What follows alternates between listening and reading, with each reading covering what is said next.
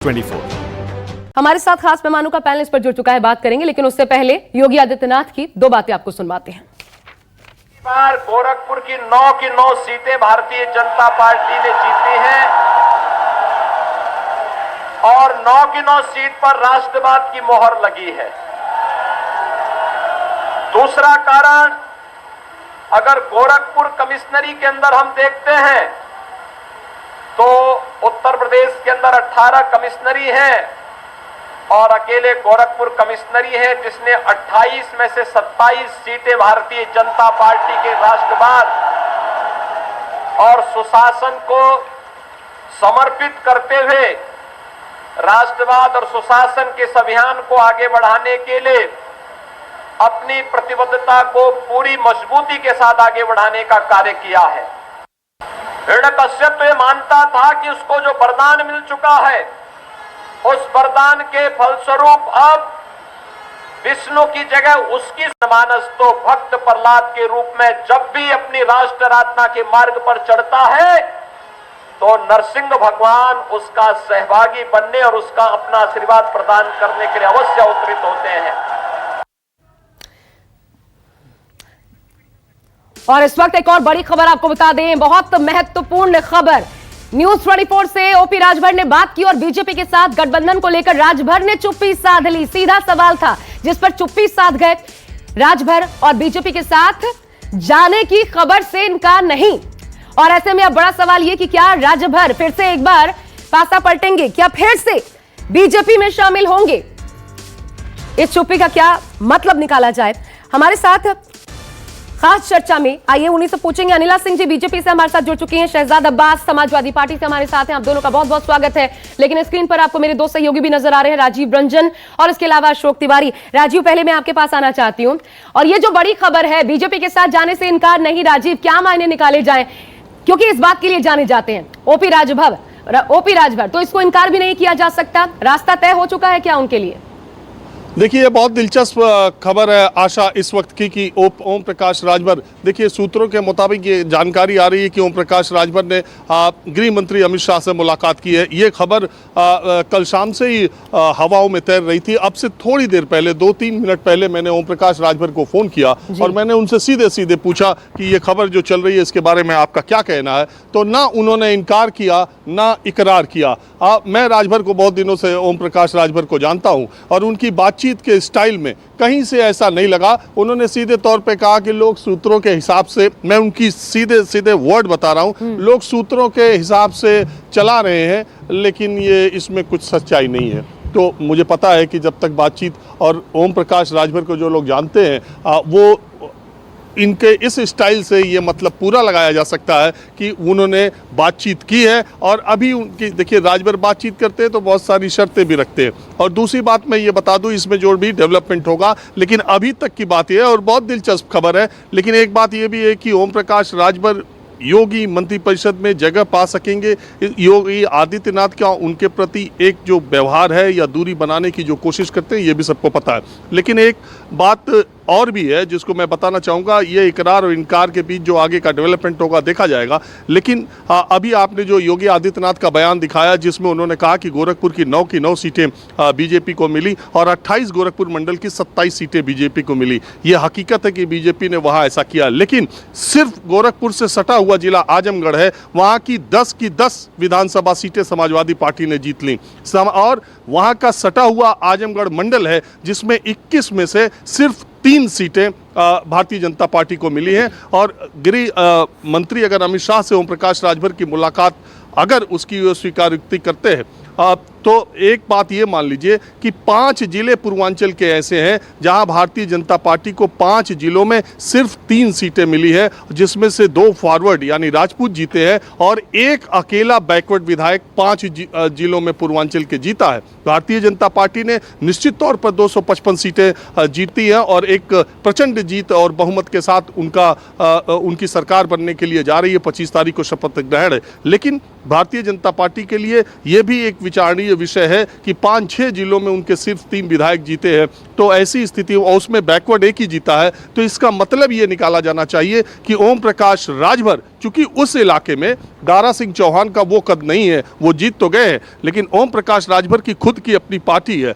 स्वामी प्रसाद मौर्य का हश्र आपने देखा, वो अपनी सीट नहीं निकाल पाए।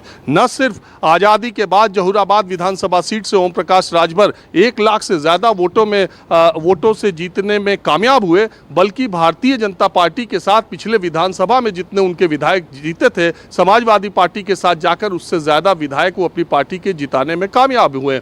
अब ओम प्रकाश राजभर की ताकत इससे माना जाएगा, इससे एक नतीजा निकाला जा सकता है कि ओम प्रकाश राजभर ने पिछड़ों की लामबंदी पूर्वांचल में अच्छे तरीके से की, जो भारतीय जनता पार्टी को वहाँ दिक्कत हुई। तो इस लिहाज से इसमें अगर ये कहा जाए कि उनकी मुलाकात हुई है, लेकिन इसमें बहुत सारे पेंच भी हैं। आशा, स्थानीय समीकरण के हिसाब से, चूंकि बात हम ओम प्रकाश राजभर की कर रहे हैं, स्थानीय समीकरण के हिसाब से मुख्तार अंसारी के बेटे को राजभर ने अपनी पार्टी से टिकट दिया था, और क्या मुख्तार अंसारी का बेटा जिस पार्टी का विधायक है, उस पार्टी के नेता को भारतीय जनता पार्टी और योगी सरकार और मुख्यमंत्री योगी आदित्यनाथ अपनी कैबिनेट या मंत्रिपरिषद में लेने के लिए तैयार हो जाएंगे, जबकि उनके पास बहुमत का इतना बड़ा आंकड़ा पहले से है? ये सब सवाल है। बातचीत क्या हुई है, कैसे हुई है, ये मैं बार बार कह रहा हूँ, पॉलिटिकल डेवलपमेंट्स साथ साथ होते रहते हैं।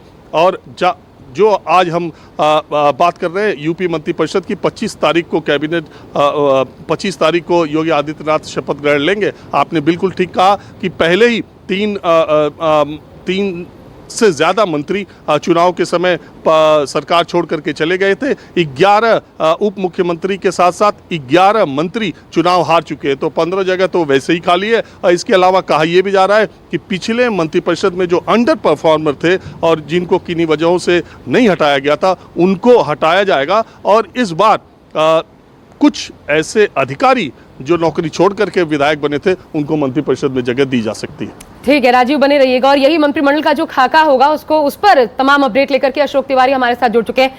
अशोक, पिछले 2-3 दिन के डेवलपमेंट्स क्या रहे हैं? 25 को शपथ ग्रहण, लेकिन किसकी छुट्टी कौन शामिल होगा, किस प्रकार से ये समीकरण जो है ये सेट किए गए हैं?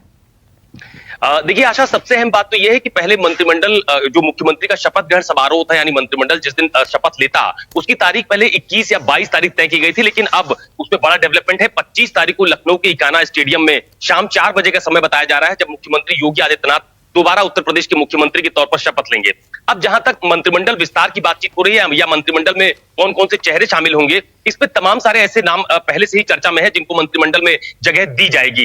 मुख्यमंत्री योगी आदित्यनाथ ही होंगे। इसके अलावा डिप्टी सीएम को लेकर काफी चर्चा की जा रही है कि इस बार डिप्टी सीएम के पद में बढ़ोतरी हो सकती है। पिछली सरकार में 2 डिप्टी सीएम थे, केशव प्रसाद मौर्य और दिनेश शर्मा। इस बार उसमें कहा यह भी जा रहा है कि इस बार उप मुख्यमंत्री के पदों की संख्या में इजाफा हो सकता है। 3 डिप्टी सीएम उत्तर प्रदेश में हो सकते हैं। इसमें तमाम सारे नामों की चर्चा की जा रही है। मैं आपको बताऊं कि अभी जब बीते दिनों मेरी उप मुख्यमंत्री दिनेश शर्मा से मुलाकात हुई थी, तो मैंने उनसे सीधे पूछा था कि क्या इस बार उनकी भूमिका पिछली सरकार जैसी ही रहने वाली है या कोई उनका स्वरूप बदलने वाला है। तो उन्होंने मुझसे ये कहा था कि उन्होंने पार्टी में अपनी बात रखी है कि उनको संगठन में तरजीह दी जाए, लेकिन पार्टी के लोग चाहते हैं कि उनको मंत्रिमंडल में ही रखा जाए। तो एक तरह से एक संकेत देने की कोशिश उनकी तरफ से भी की गई है कि वो दोबारा मंत्रिमंडल में शामिल होने जा रहे हैं। इसके अलावा वो तमाम सारे चेहरे, चाहे वो आप देवरिया के सूर्य प्रताप शाही का नाम ले लीजिए, उनको दोबारा मंत्रिमंडल में जगह मिलना लगभग तय माना जा रहा है। पूर्वांचल में जो कि इस बार सतीश द्विवेदी बेसिक शिक्षा मंत्री थे, वो चुनाव हार गए हैं, लिहाजा पूर्वांचल से एक ब्राह्मण चेहरे को जो कि बीजेपी के टिकट पर चुनाव जीत कर आए हैं, उनको मंत्रिमंडल में जगह मिल सकती है। स्वामी प्रसाद मौर्य की जगह भी पार्टी के मौर्य चेहरे को बढ़ाने की कोशिश की जा रही है, जिसमें सबसे ज्यादा चर्चा बेबी रानी मौर्य की जा रही है कि उनको राज्यपाल के पद से लाकर वापस विधायक का चुनाव लड़ाकर चुनाव जीतने के बाद उनको मंत्रिमंडल में कोई बड़ा ओहदा दिया जा सकता है। लखनऊ में पिछली बार स्वाति सिंह, जिनका टिकट सरोजिनी नगर में इस बार काटा गया, उनकी जगह राजेश्वर सिंह को टिकट दिया गया।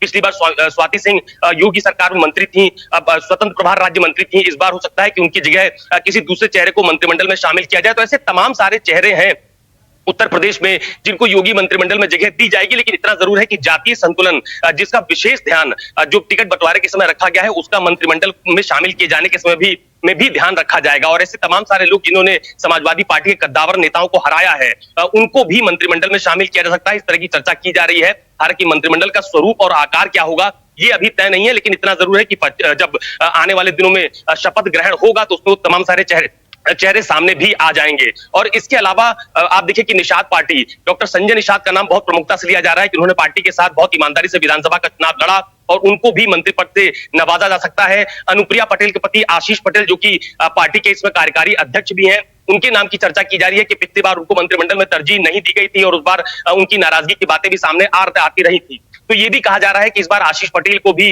योगी सरकार में मंत्रिमंडल में जगह दी जा सकती है। तो कुल मिलाकर पार्टी का जो मूल काडर है, जो मूल कार्यकर्ता है, उनको तो जगह दी ही जाएगी। इसके अलावा जो सहयोगी दल है उनके साथ भी तालमेल बिठाकर उनको भी मंत्रिमंडल में शामिल किया जाएगा। मंत्रिमंडल का स्वरूप, जो गठबंधन का एक बड़ा स्वरूप बीजेपी की तरफ से चुनाव के पहले पेश किया गया था, उसकी आपको झलक भी उत्तर प्रदेश के मंत्रिमंडल में जब शपथ ग्रहण समारोह होगा उस दौरान देखने को मिलेगी। और दूसरी सबसे अहम बात यह, आशा, आपको याद होगा कि पिछली जब योगी आदित्यनाथ ने शपथ ली थी तो उस दौरान एक खुले मैदान में शपथ ग्रहण का आयोजन किया गया था और उसमें तमाम सारे विपक्ष के नेताओं को भी न्योता भेजा गया था, वो भी उसमें शामिल हुए थे। आपको याद होगा कि मुलायम सिंह यादव, अखिलेश यादव, ऐसे तमाम सारे नेता आपको मंच पर दिखे थे जब योगी आदित्यनाथ अपना शपथ ले रहे थे उस वक्त। तो इस बार भी ये तैयारी की जा रही है कि उत्तर प्रदेश के खासतौर पर तमाम सारे जो विपक्षी दल के नेता हैं, जो चुनावी मैदान में आमने सामने थे, उनको भी योगी सरकार के शपथ ग्रहण समारोह में उनको न्योता भेजा जाएगा। कुल मिलाकर के 62 तो 62 के 62 इस मंत्रिमंडल विस्तार में ये जो शपथ ग्रहण होगा इसमें ये चेहरे शामिल होंगे या थोड़ा और इंतजार, कुछ को शामिल कराया जाए उसके बाद थोड़ा और इंतजार किया जाए, क्योंकि 21 से 25 हो ही चला है। ये समझ जाता है कि शायद यही जो चिंतन मंथन है उसकी वजह से ये थोड़ा सा डिले हुआ है। लेकिन देखिए, क्योंकि लक्ष्य 2024 है, तमाम समुदायों को शामिल करना है। निषाद हो गए, राजभर हो गए, पटेल समुदाय या फिर जाट भी, जाटों की भूमिका भी क्या होती है ये भी देखना होगा। और सिर्फ एक चेहरे से क्या बात बनेगी जैसा अभी तक निकल कर आ रहा है, लेकिन बहुत इंपॉर्टेंट है। मैं सीधा अनिला सिंह जी अब आपको शामिल करना चाहती हूँ इस चर्चा में। हमारे अंगने में तुम्हारा क्या काम है, मेरे अंगने में तुम्हारा क्या काम है। ओपी राजभर ने यही कहा था, आप नहीं पूछेंगे उनसे कि दोबारा किस आधार पर अगर ये होता है, या बीजेपी सहर्ष स्वीकार कर लेगी राजभर को। मेरी सभी को राम राम। और आशा जी, सबसे पहले तो राजभर साहब को जो शब्द उन्होंने कहे थे, या स्वामी प्रसाद मौर्य ने जो शब्द कहे थे कि जिस राजनीतिक दल में हम होते हैं या जिस राजनीतिक गठबंधन में हम होते हैं वो ही जीतता है। तो जो शब्द इन दोनों नेताओं ने कहे थे, सबसे पहले तो इनको वो शब्द वापस लेनी चाहिए, क्षमा मांगनी चाहिए जनता से, क्योंकि जनता जनार्दन होती है, वो तय करती है कि कौन सा राजनीतिक दल, कौन सा गठबंधन जीत हासिल करेगा और सत्ता में आएगा। दूसरी बात यह है कि ओपी राजभर साहब हमारे गठबंधन में आते हैं नहीं आते हैं, इसका निर्णय तो जो हमारी सीनियर लीडरशिप है वो लेगी। अभी तो मैं इसके ऊपर कोई टिप्पणी नहीं करना चाहूंगी, परंतु ये लोकतंत्र है, लोकतंत्र में जो अहंकार है वो नहीं चलता है। उत्तर प्रदेश की जनता ने दिखा दिया, बहुत बड़े बड़े शब्द बोले गए थे, 400 सीटें हम जीत कर आएंगे, क्या हुआ? हाँ, कि हमारे बगैर जो है कोई भी सत्ता में नहीं आ सकते, क्या हुआ? तो यहाँ पर जो जनता का काम करेगा और जो जनता के साथ खड़ा होगा वो सत्ता में आएगा। उत्तर प्रदेश की जनता ने दोबारा भारतीय जनता पार्टी में और भारतीय जनता पार्टी की लीडरशिप में जो विश्वास दिखाया है, हम नमन करते हैं उसको, क्योंकि उनको विश्वास है, जनता को विश्वास है कि 5 वर्ष जो आगे आने वाले हैं उसमें उत्तर प्रदेश का भविष्य और उज्जवल होगा, चाहे वो रोजगार का विषय हो, चाहे अपराधीकरण पर और अंकुश लगाने का विषय हो, चाहे वो भ्रष्टाचार का विषय हो। उस लिहाज से जो जीत आपको प्रचंड मिली है उसमें तो दमखम के साथ आपको पूरी छूट है, इजाजत है कि उस जीत को आप सेलिब्रेट करें। लेकिन अलीला जी, सवाल यह है, जब प्रचंड बहुमत आपको बीजेपी को प्रदेश की जनता ने दे ही दिया, तो फिर वो चेहरे जो आप पर इतना निशाना साध रहे थे, इन चेहरों को वापस लेने की मजबूरी क्या है? आपको तो स्पष्ट बहुमत मिला है, खुलकर बहुमत मिला है, प्रचंड बहुमत मिला है, तो ये मजबूरी क्या है कि इन चेहरों को वापस आप शामिल करना चाहते हैं? आशा जी, जहां तक मेरी जानकारी है, ओपी राजभर साहब हमारे गठबंधन में आ रहे हैं या नहीं आ रहे हैं, ऐसी कोई भी चर्चा भारतीय जनता पार्टी के अंदर तो हुई नहीं है। हाँ, नहीं हुई है, लेकिन अगर आप लेते हैं, आपसे तो अलग हो करके ये चुनाव लड़े, आप पर खूब बयानबाजी हुई, अगर आते हैं तो आधार क्या होगा इसका? आपको जीत मिली है, उससे बीजेपी 2024 को लेकर सुनिश्चित नहीं हो सकती। आशा जी, हाइपोथेटिकल सिचुएशन बिल्कुल डिस्कस नहीं कर सकते हैं हम आज की सिचुएशन में। जैसा आपने कहा कि क्लियर मेजॉरिटी की सरकार बनने वाली है, जो हमारे सहयोगी दल हैं जिन्होंने हमारे साथ मिलकर चुनाव लड़ा है, तो वो बहुत मजबूत हमारा गठबंधन है। इसके अलावा जो भी भारतीय जनता पार्टी के साथ आना चाहता है, उस विषय की चर्चा जो है वो सीनियर लीडरशिप करेंगी, वो तय करेंगी, क्योंकि हमारा जो एक लॉयल्टी है वो उत्तर प्रदेश की जनता के लिए है, सबसे पहले वो है। क्योंकि उत्तर प्रदेश की जनता ने ये करके दिखा दिया कि देखिए, जो कहा जाता था कि दोबारा वो दल जीत कर नहीं आता है जो एक बार सत्ता में रह जाए, उत्तर प्रदेश की जनता ने कहा नहीं, हम जीत कर भी दिखा देंगे। दुनिया भर के जो मिथक थे वो इस बार तोड़ कर दिखा दिए। आप और हम नोएडा में बैठे हुए हैं, ये भी कहा जाता था कि नोएडा में अगर कोई मुख्यमंत्री आ जाता है तो दोबारा मुख्यमंत्री नहीं बन पाता है। ये सारी मतलब कौन सी विचारधारा, सारी भ्रांति आपने तोड़ दी ना। इसलिए अनिला जी आपसे सवाल है, लेंगे या नहीं लेंगे अगर आते हैं? उनकी तरफ से गुजारिश आती है, सीधा सवाल। मैं अनिला सिंह एक प्रवक्ता हूँ, आप आशा जी मुझसे कहाँ पूछ रही हैं ये सवाल? ठीक है, ठीक है। शहजाद अब्बास, आवाज आ रही है आपको? हेलो जी शहजाद जी, सुन पा रहे हैं आप मुझे? शायद आवाज नहीं पहुंच पा रही है। अच्छा अनिला जी, एक सवाल ये भी, ये तो राजभर की बात हो गई। स्वामी प्रसाद मौर्य, उनका तो गुस्सा आप लोगों पर फूट पड़ा था। मतलब अगर उनका बस चलता, इस प्रकार का उनका भाषण था जब समाजवादी पार्टी में शामिल हुए थे तो पूरी सरकार को तहस नहस कर देते, इस प्रकार का उनका गुस्सा था। तो उनके लिए भी रास्ता खुला हुआ है क्या? देखिए, ऐसा है कि स्वामी प्रसाद मौर्य जी ने जिस प्रकार की भाषा का प्रयोग किया, 5 वर्ष में उनको कैबिनेट मिनिस्टर बनाकर रखा जी, पूरा सम्मान दिया, पूरी स्वतंत्रता दी कि आप अपने समाज के लिए, उत्तर प्रदेश की जनता के लिए कार्य करिए। अगर वो खुद विफल हुए हैं उस काम को करने के लिए, बहाना ढूंढकर, और ऐसे राजनीतिक दल जो ये कह रहे हैं कि 400 सीट हम जीत कर आएंगे, उनके साथ तो वो गए हैं। ये इनका अपना जो कॉन्शियस डिसीजन था, फैसला था। तो पर इतनी खराब बातें भारतीय जनता पार्टी और भारतीय जनता पार्टी की लीडरशिप के विषय में कहने से पहले 2 बार सोच तो लेते। आप 5 साल हमारे साथ रहे हो पहले, पर ये लोग ये ना जिप्सी पॉलिटिशियंस हैं, टिककर रहना नहीं जानते। ठीक है शहजाद, मैं आपको जोड़ना चाहती हूँ कि अनिला जी बने रहिएगा। शहजाद अब्बास हमारे साथ जुड़ चुके हैं। शहजाद जी, ये झटका होगा आपके लिए, ये मतलब ऐसे सहयोगियों को आप लेकर के चले कि हार क्या हुई, दूसरी तरफ मुंह घुमा लिया आपसे, ये झटका होगा क्या? कैसे इन चीजों को दुरुस्त करेगी पार्टी? आशा जी, बहुत धन्यवाद आपका। मैं आपके चैनल के माध्यम से आपको और राजीव जी को, अशोक जी को, अनिला जी को और तमाम न्यूज 24 के स्टाफ को, देश और प्रदेश वासियों को होली और शबे बारात की बहुत बहुत मुबारकबाद पेश करना चाहता हूं। देखिए, अभी तो राजभर जी ने, जैसा कि राजीव जी ने कहा है कि अभी तो उन्हीं ने ही इनकार किया है, अभी उन्होंने किसी भी तरीके से ये स्वीकारा नहीं है कि वो भारतीय जनता पार्टी में जा रहे हैं। ये एक अलग मुद्दा है। दूसरी चीज ये चर्चा हो रही है कि जो गठन होने जा रहा है सरकार का, उसके ऊपर चर्चा होने जा रही है। हमारे लिए ये महत्वपूर्ण नहीं है कौन इस के अंदर आपकी सरकार में आ रहा है, कौन नहीं आ रहा है। महत्वपूर्ण ये है कि उत्तर प्रदेश के अंदर 5 साल में जिस तरीके से समस्याएं जनता ने झेली हैं, उत्तर प्रदेश की जनता ने झेली है, क्या वो समस्याओं से उनको निजात मिलेगी या नहीं मिलेगी?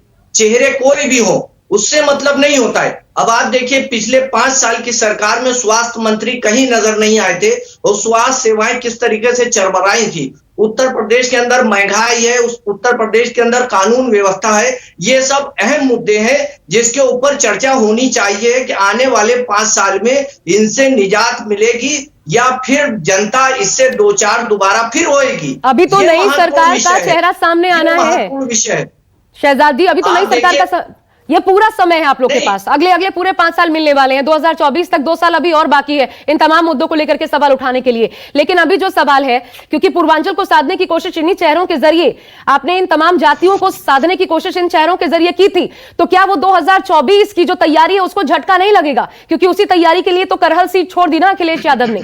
तो आप क्यों अभी भी इनको बचाकर अपने कुनबे में नहीं रख पाएंगे? देखिए, अनिला जी जो अभी बात कह रही थी 400 सीटों की, तो 400 सीटों की भारतीय जनता पार्टी ने दावा किया था, समाजवादी पार्टी नहीं किया था। हमने इनको 400 सीटें तो जाना दूर है, इनका जो 313 का आंकड़ा था उससे भी हमने नीचे लाके इनको खड़ा कर दिया है।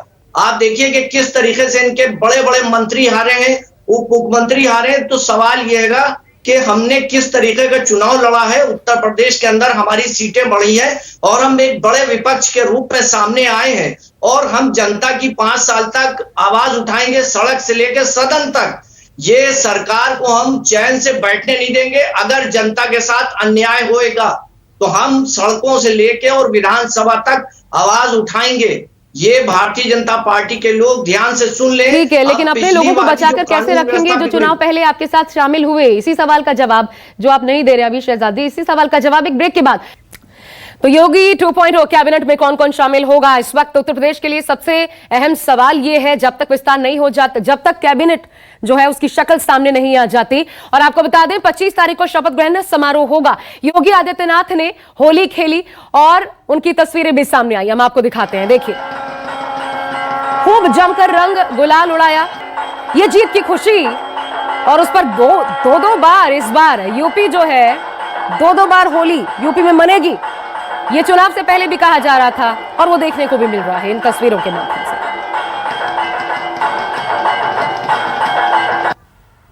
नमस्ते सदा वत्सले मातृभूमि, या हिंदू भूमि सुखम वर्धितोहम, महामंगले पुण्य भूमि तदर्थे,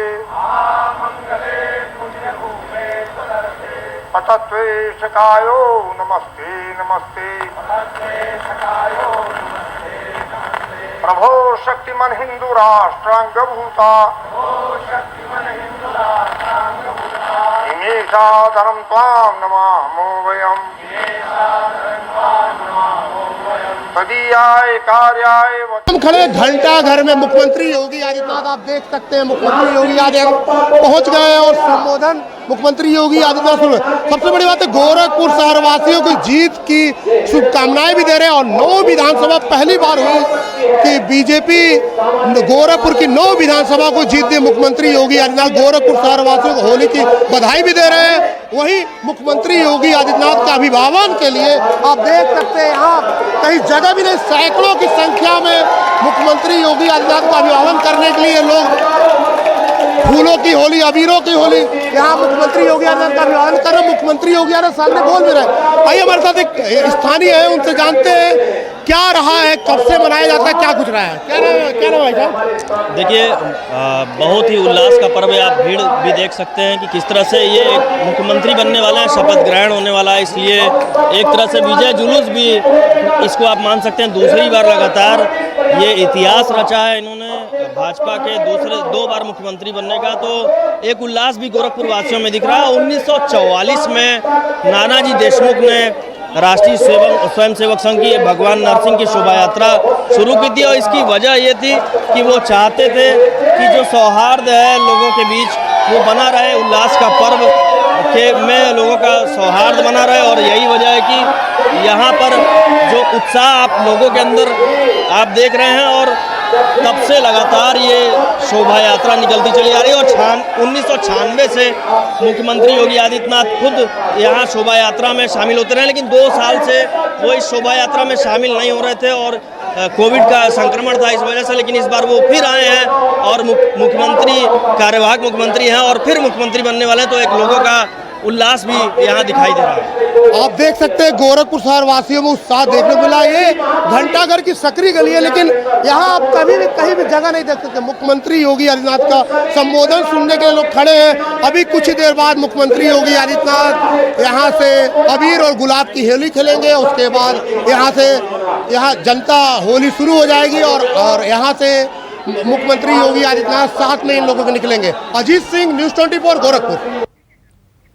हमारे साथ इस चर्चा में अनिला सिंह बनी हुई है शहजाद समाजवादी पार्टी से, और इसके अलावा मेरे सहयोगी को आप देख सकते हैं अशोक तिवारी हमारे साथ जुड़े हुए हैं। अशोक, एक छोटा सा कमेंट करिए, उसके बाद मैं अपने सियासी मेहमानों के पास जाती हूं कि ये जो ओपी राजभर जैसी शख्सियतें हैं, चुनाव के पहले इस पार्टी में, चुनाव बाद इस पार्टी में, मतलब एक तरीके से अगर थाली का बैंगन जिनको कहा जाए, तो क्या इनकी क्रेडिबिलिटी पर असर नहीं पड़ता? क्या वोट बैंक पर असर नहीं पड़ता, जो सियासी पार्टियों में इतनी खींचतान रहती है इनको अपने साथ शामिल करने के लिए? जल्दी से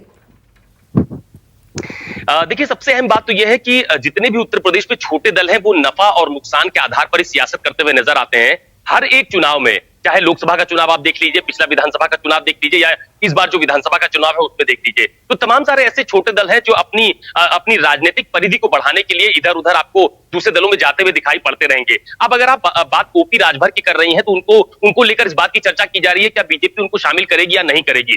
तो राजनीतिक तौर पर तो बीजेपी को फिलहाल अभी ओपी राजभर की कोई आवश्यकता नजर नहीं आती है, क्योंकि बीजेपी पूर्ण बहुमत की सरकार बनाती हुई नजर आ रही है। आंकड़ा बहुत ज्यादा है सीटों का उसके पास, लिहाजा अब उसे किसी दूसरे सहयोगी की जरूरत फिलहाल इस योगी सरकार में फिलहाल नजर नहीं आ रही है। लेकिन इतना जरूर है कि अगर इसके आप लार्जर उसमें जाइए, एक बड़े परिदृश्य में जाइए, तो अगर बीजेपी को ऐसा महसूस होता है कि ऐसे छोटे दल उनके साथ बने रहते हैं तो उसका फायदा आगे लिया जा सकता है, तो इस लिहाज पर पार्टी फिलहाल कोई निर्णय ले सकती है। लेकिन मुझे ऐसा लगता है कि फिलहाल इस योगी सरकार में, इस योगी मंत्रिमंडल में ओपी राजभर को फिलहाल कोई जगह क्योंकि इसी बात के लिए जाने जाते हैं ओपी राजभर की, हमें भी अपने दावे ठोकने लग जाते हैं, इसलिए शायद हो सकता है 2 साल का वक्त है तो अभी नहीं, लेकिन जब चुनाव पास आए तब इस प्रकार की तस्वीर हमें देखने को मिले। क्या होता है ये देखना होगा। लेकिन शहजाद, मैं आप ही से फिर से शुरुआत करना चाहूंगी, ये कि स्वामी प्रसाद मौर्य हो गए, दारा सिंह चौहान हो गए, ये जो तमाम दिग्गज जिनको चुनाव के पहले दिग्गज कहा जा रहा था, जो अपनी सीट भी गंवा बैठे, इनको अपने साथ अभी भी बरकरार रखना चाहेंगे या फिर बस इतना ही वक्त था, मन भर गया? सवाल मुझसे क्या? जी शहजाद जी। देखिए, हम गठबंधन के पूरे ईमानदारी के साथ उसको निभाएंगे। और दूसरी बात यह है कि आशा जी, एक चीज बताऊं मैं आपको, सरकार के गठन में इतनी देरी क्यों हो रही है? तारीख पे तारीख दी जा रही है। आपको सूत्र लगाना चाहिए कि अंदर खाने क्या चल रहा है, भारतीय जनता पार्टी में अंदर खाने क्या चल रहा है, इसके ऊपर अपने सूत्र लगाना चाहिए, ना कि हमारी तरफ। हम तो विपक्ष हैं, सत्ता में इतनी देरी क्यों हो रही है, अंदर खाने क्या चल रहा है, सब कुछ ठीक है या नहीं है, इसके ऊपर सवाल होता है। तो आपको अनिला जी से यह पूछना चाहिए कि तारीख पे तारीख क्यों दी जा रही है, क्यों नहीं अभी तक सरकार का जो है गठन अभी तक क्यों नहीं हुआ है? अभी मैं पूछ लेती हूँ आपके इस सवाल का जवाब अनिला जी से हमारे साथ है, लेकिन आप ये तो बताइए, अभी भी बचा कर रखना चाहिए चाहेंगे आप या मन भर गया? ओपी राजभर, स्वामी प्रसाद मौर्य, दारा सिंह चौहान, इन चेहरों को उत्तराखंड में 2 मुख्यमंत्री बदल दिया अचानक, अंदर क्या हो रहा है ये भी तो पता कीजिए, सूत्र लगाइए। अशोक जी हैं, अच्छा, बड़ा दिलचस्प है। मैं आपसे 4 बार एक ही सवाल पूछ चुकी हूँ, आप एक बार भी जवाब नहीं दे रहे। अनिला जी, आप ही जवाब दीजिए, इतना वक्त क्यों लग रहा है? 21 से 25 हो गया। पहली बार तो शहजाद जी को कहूंगी, शहजाद जी आप कुछ भी कहते रहिए, उत्तराखंड में भी बीजेपी की सरकार बन रही है और भारतीय जनता पार्टी की सरकार उत्तर प्रदेश में भी बन रही है, तो हमारे यहाँ तो सब कुछ ठीक है। आप फैक्ट चेकिंग ना अपनी पार्टी में जाकर करिए कि किस प्रकार से वहां पर अखिलेश यादव जी के जो रिश्तेदार हैं वो छोड़कर भारतीय जनता पार्टी के साथ आ गए हैं। तो फैक्ट चेकिंग आप अपने परिवार में करिए, हमारे यहाँ तो सब कुछ दुरुस्त है। शपथ ग्रहण समारोह होगा, 21 को हो, चाहे 22 को हो, चाहे 25 को, चाहे 24 को हो, क्या फर्क पड़ता है? आज की तारीख में भी कार्यवाहक मुख्यमंत्री हैं ना योगी जी, सरकार चल रही है। जी जरा जानने दीजिए, क्या नजर आता है आपको शहजाद जी, क्या कारण है 21 से 25 हो रहा है? आप क्या देख पा रहे हैं? भाई, अंदर जो है सबको समेट के रखना, सबको मनाना, अभी यही चल रहा है। अभी मन मुनव्वर चल रही है, अभी मनाया जा रहा है कि आप विरोध ना कीजिएगा, आप विरोध ना कीजिएगा, सवाल यही चल रहा है। जिनको स्टूल पे बैठाया गया था अभी उनको बनाना बाकी है, अभी तमाम चीजें। अभी देखिए, क्या पता 25 से 27 ना हो जाए, ये भी तो देखना होगा। अभी आप देखिए, उत्तराखंड का उदाहरण आपके सामने है, 2 मुख्यमंत्री बदल दिए गए। ये तो देखिए, अशोक जी के लिए बहुत वो है। अशोक जी, आप और राजीव जी, आप लोग लगिए, सूत्र लगाइए, देखिए आपको मजा मिलेगा, बहुत मजा मिलेगा। ठीक है अनिला जी। मतलब अब तो मुझे हंसी आने लगी समाजवादी पार्टी के रिएक्शंस पे कि भाई कुछ तो मैच्योरिटी आ जानी चाहिए पॉलिटिकल बयानबाजी में। और बिल्कुल, अगर आप संजीदा तरीके से शहजाद साहब, आपकी पार्टी जो है उत्तर प्रदेश की जनता को लेगी और एक संजीदा तरीके से विपक्ष की तरह सामने आएगी तो समझ में आता है, नहीं तो मजबूत विपक्ष जो है भारतीय जनता पार्टी के सामने टिक नहीं पाए। अरे आप, मैं बोल रही हूँ ना, मैं आपके बीच में नहीं बोली थी। जल्दी से अनिला जी, चलिए, हम तो अपने परिवार को समेट कर रखते हैं, मान मनोबल सब करते रहते हैं। आपके यहाँ क्या होता है? हम तो मान मनोबल करके अपने परिवार को इकट्ठा करके रखते हैं। और कोर कैडर जो है ना भारतीय जनता पार्टी का, इससे छोड़कर कभी कोई इधर उधर नहीं जाता। ये खासियत है भारतीय जनता पार्टी की। तो चलिए, आपको जीत का जश्न मनाने का हक है अनिला जी, उनको चटकारे लेने का हक है अपने अपने हिसाब से। यही तो खूबसूरती है लोकतंत्र की, पक्ष विपक्ष की। बहुत बहुत शुक्रिया आप दोनों का हमारे साथ इस चर्चा में शामिल होने के लिए। तो नई सरकार की शक्ल सूरत क्या होगी 25 को क्लियर हो जाएगा, लेकिन तब तक हर एक अपडेट आप तक पहुंचाते रहेंगे। फिलहाल आज के लिए इस चर्चा